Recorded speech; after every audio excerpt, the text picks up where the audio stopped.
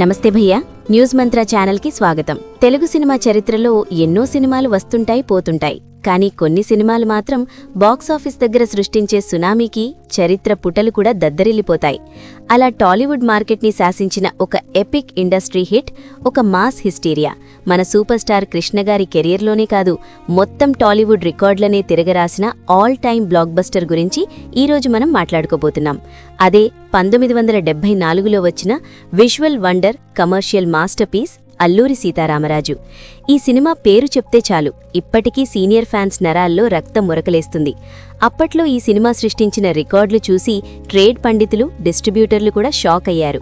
థియేటర్ల ముందు జనాలు చేసిన రచ్చ, బాక్సాఫీస్ కలెక్షన్ల సునామీ చూస్తే అసలు తెలుగు సినిమాకి ఇంత స్టామినా ఉందా అని యావత్ భారతదేశం మొత్తం ఆశ్చర్యపోయింది. కృష్ణగారి కెరియర్లో ఎంతో ప్రతిష్టాత్మకమైన 100వ సినిమాగా వచ్చిన ఈ అల్లూరి సీతారామరాజు అసలు ఎలాంటి రికార్డులు బద్దలుకొట్టింది, దీని వెనక ఉన్న అసలు మేకింగ్ స్టోరీ ఏంటి, కలెక్షన్స్ లెక్కలేంటి అనేది ఈరోజు మనం ఫుల్ డీటెయిల్డ్గా తెలుసుకుందాం. అసలు ఈ సినిమా మొదలుపెట్టక ముందు కృష్ణగారి మార్కెట్ స్టేటస్ ఎలా ఉందో మనం ఒకసారి గుర్తు చేసుకోవాలి. అప్పటికే కృష్ణగారు కౌబాయ్ సినిమాలు, డిటెక్టివ్ సినిమాలు, జేమ్స్ బాండ్ తరహా చిత్రాలతో మాస్ ప్రేక్షకుల్లో విపరీతమైన క్రేజ్ సంపాదించుకుని యూత్ ఐకాన్గా దూసుకుపోతున్నారు. ఒక పక్క ఎన్టీఆర్, ఏఎన్ఆర్ లాంటి మహామహులు బాక్సాఫీస్ని ఏలుతున్న ఆ టైంలో తనకంటూ ఒక సెపరేట్ మాస్ అండ్ క్లాస్ ఫాలోయింగ్ని క్రియేట్ చేసుకున్నారు మన సూపర్ స్టార్.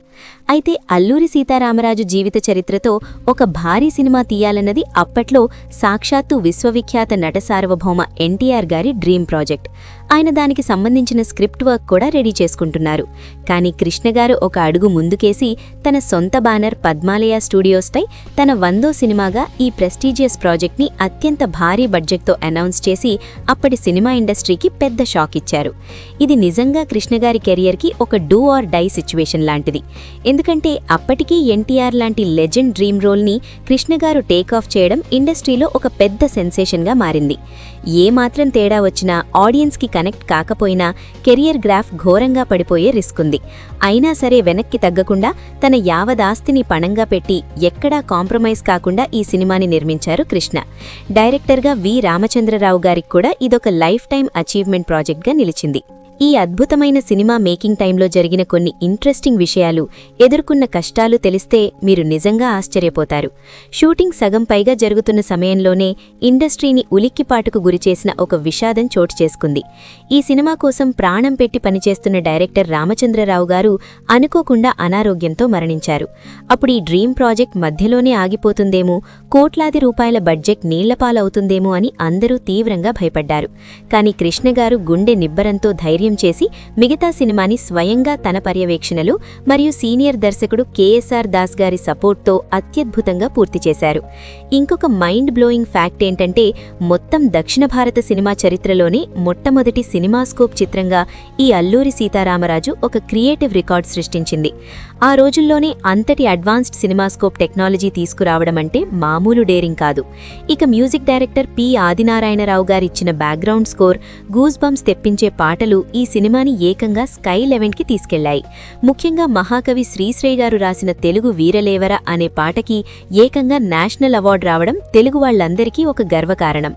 ఆ పాట రికార్డింగ్ అప్పుడు, షూటింగ్ అప్పుడు సెట్లో ఉన్న ప్రతి ఒక్కరికి రోమాలు నిక్కబొడుచుకున్నాయట.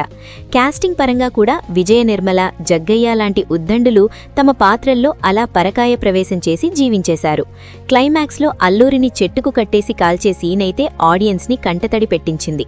ఇక బాక్సాఫీస్ రచ్చ గురించి, థియేటర్ల దగ్గర జరిగిన కలెక్షన్ల విధ్వంసం గురించి మాట్లాడుకుంటే, సినిమా రిలీజ్ రోజే అన్ని ఏరియాల్లో థియేటర్ల ముందు ఒక జాతర వాతావరణం కనిపించింది. కృష్ణగారిని ఆ పవర్ఫుల్ అల్లూరి గెటప్లో సినిమాస్కోప్ స్క్రీన్ మీద చూసి మాస్ మరియు క్లాస్ ఆడియన్స్ అక్షరాల వెర్రెత్తిపోయారు. ఫస్ట్ డే ఫస్ట్ షోకే టెరిఫిక్ బ్లాక్ బస్టర్ టాక్ రావడంతో బాక్సాఫీస్ రికార్డులన్నీ పేకమేడల్లా కూలిపోయాయి. అప్పట్లో టాలీవుడ్ ఇండస్ట్రీ హిట్స్గా ఉన్న దసరా బుల్లోడు, దేవుడు చేసిన మనుషులు లాంటి సినిమాల లైఫ్ టైం కలెక్షన్స్ కలెక్షన్స్ని ఈ అల్లూరి సీతారామరాజు చాలా సింపుల్గా కేవలం కొన్ని వారాల్లోనే దాటేసి సాలిడ్ ఆల్ టైమ్ ఇండస్ట్రీ హిట్గా నిలిచింది.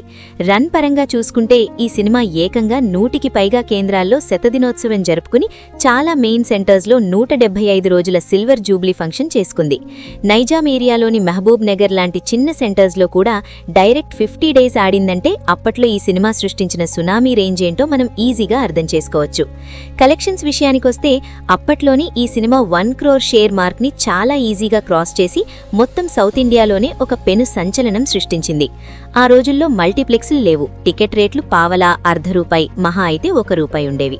ఆ తక్కువ టికెట్ రేట్ల లెక్కన చూసుకుంటే అప్పట్లో ఆ ₹1 పైచిలుకు షేర్ అంటే ఇప్పటి ద్రవ్యోల్బణం అంటే ఇవాల్టి ఇన్ఫ్లేషన్తో పోలిస్తే దాదాపు 150 నుంచి 200 కోట్ల రూపాయల గ్రాస్ కలెక్షన్స్తో సమానమన్నమాట.